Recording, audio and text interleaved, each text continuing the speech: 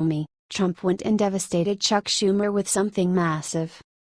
Donald Trump has been on fire these last few days. The biggest of all is when he terminated FBI Director James Comey for lying to Congress. Of course, Chuck Schumer tried to get in front of it and make a whole conspiracy. He actually made it seem like Trump fired Comey to cover for himself. That's when President Trump got out his phone and blasted Senator Schumer with the one thing he hates. The truth. The president tweeted, crying Chuck Schumer stated recently, "I do not have confidence in him, James Comey, any longer." Then acts so indignant. #StrainSwamp. What Donald Trump is talking about is the fact that Schumer demanded Comey's firing during the election. Then when Trump actually did fire him, the senator came out publicly and said, "Why did it happen today? We know the FBI had been looking into whether the Trump campaign colluded with the Russians, a very serious offense. Were these investigations getting too close to home for the president?" Wow, pretty bold statement coming from a man who back in November told Bloomberg, "I do not have confidence in him, FBI Director Comey, any longer." This looks to me like another classic case of partisan politics. When it's Hillary Clinton on the line, James Comey needs to be dropped. When it's a Republican in trouble, Comey somehow becomes Schumer's personal superhero. We gotta get this shared out to all the Trump supporters to set the record straight once and for all. We could also comment Chuck Schumer resign.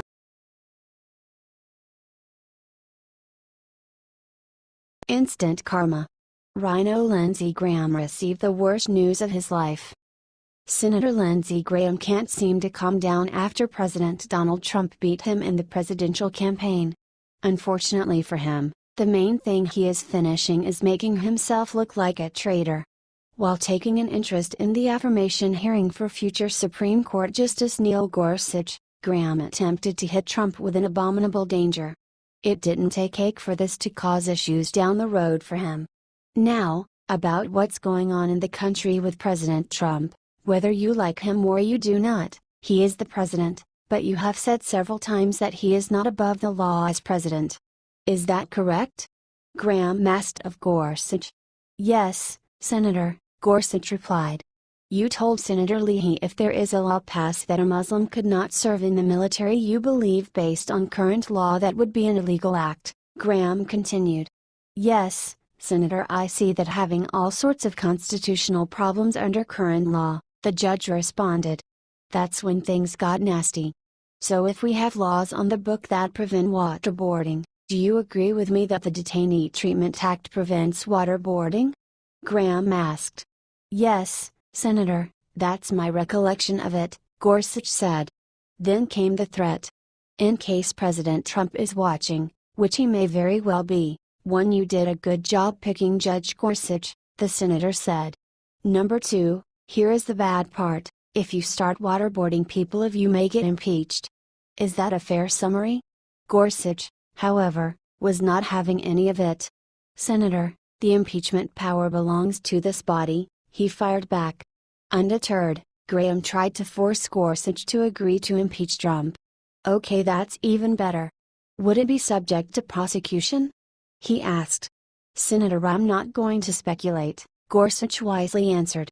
"What do you think of this? Share your opinion."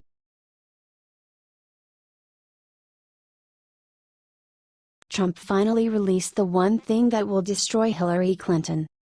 This Tuesday, President Donald Trump's director of social media issued a statement in which he said that ex-Democrat presidential candidate Hillary Clinton's concession phone call. "We are about to learn about the intimate moments of her defeat in the 2016 presidential election. This move comes on the 6-month anniversary of Hillary Clinton's defeat in the 2016 election." Dan Scavino tweeted the following screen grab from Kellyanne Conway's phone. It shows Huma Abedin at 2:30 in the morning on November 9. Screenshot via at Kellyanne pulls cell phone of Huma's call at 2:30 a.m. 6 months ago. I have on video and will share that in the near future. pic.twitter.com/mz208xxwq, Dan Scavino Jr., at Dan Scavino, May 9, 2017, screenshot via Conway's Cell phone of Huma's call at 2:30 a.m. Eastern Time. 6 months ago. I have on video and will share that in the near future, Scavino tweeted. Conway responded to the tweet on Tuesday and doubled down on awesome. #memories. Hey, at Dan Scavino, has everyone accepted the election results yet? https://t.co/po0tv. Kellyanne Conway, at Kellyanne Polls, May 9, 2017, she told Yahoo News that Hillary Clinton gave her concession to Trump after she spoke to Abe Dine. Conway said, "Aren't you asking the wrong POTUS candidate movement? What do you think of this? Share your opinion."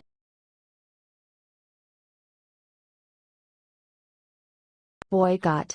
Ellen DeGeneres just said something terrible to President Trump. Millions of Americans shocked.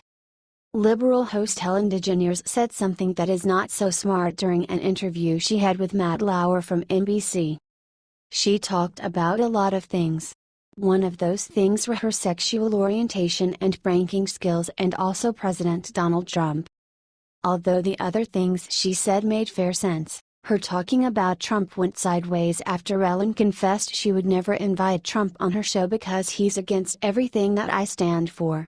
As per Fox News, Ellen DeGeneres was quite open about her support for losing candidate, Hillary Clinton, and her love for the Obamas, which she often had on the show. Ellen also spoke on how she and Trump initially met. "I don't know him," she said, before adding, I know him from Celebrity Apprentice because when we first started the show, I think season 1 or 2, we went out there and we filmed something with him, and so I flew in his helicopter and did a bit with him. So I knew him then, but I have not spoken to him since he's run for president or become president. What do you think of this? Share your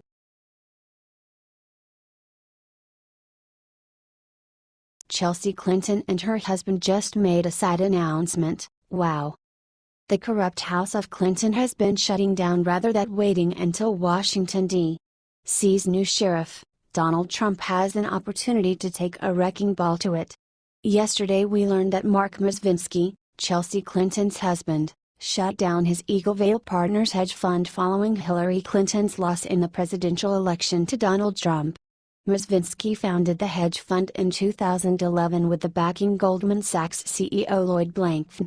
Clearly, Mrczynski and Blankfein sought to leverage their intimate relationship with the Secretary of State, and the person they thought would be the future president, to place their investment bets before Hillary Clinton announced her policies publicly.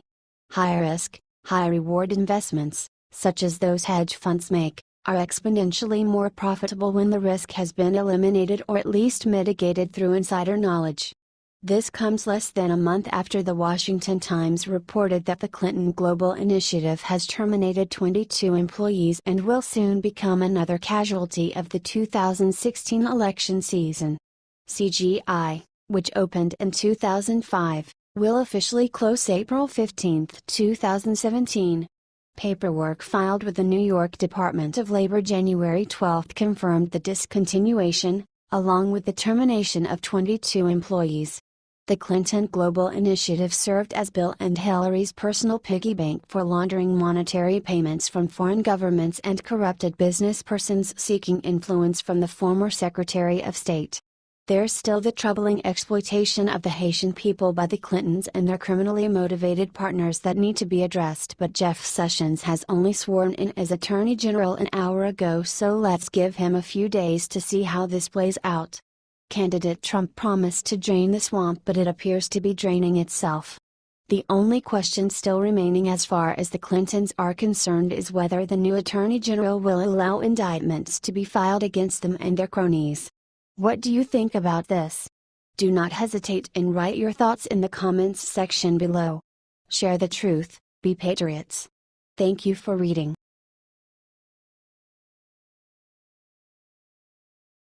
One White House reporter tried to embarrass Huckabee's daughter, then got an awful taste of reality.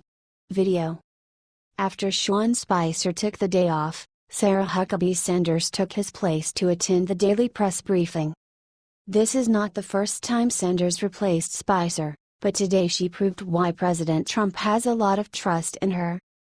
Just one day after Trump fired James Comey, the liberal White House reporters thought they would embarrass her today, but they had another thing coming.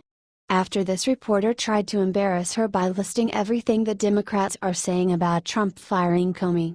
You can see that in the video here. If Hillary Clinton had won the election, which thank God SHE didn't, but if SHE had, SHE would have fired Comey immediately, and the very Democrats that are criticizing the president today would be dancing in the streets celebrating.